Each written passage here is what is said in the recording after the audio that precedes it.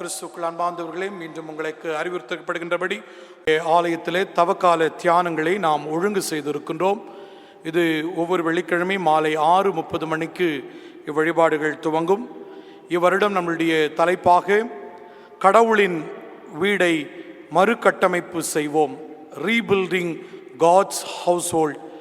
இது ஹக்காய் மற்றும் பிலமோன் ஆகிய பழைய ஏற்பாடு மற்றும் புதிய ஏற்பாடு புஸ்தகத்தை மையமாக கொண்டு ஒவ்வொரு வாரமும் தலைப்பு அமைக்கப்பட்டிருக்கின்றன.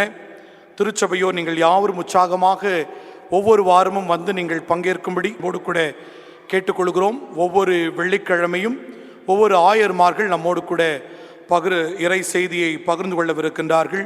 ஆகவே திருச்சபையோர் உங்களுடைய ஒத்துழைப்பை நீங்கள் முழுமையாக தரும்படிக்கு உங்களை அன்போடு கூட கேட்டுக்கொள்கிறோம்.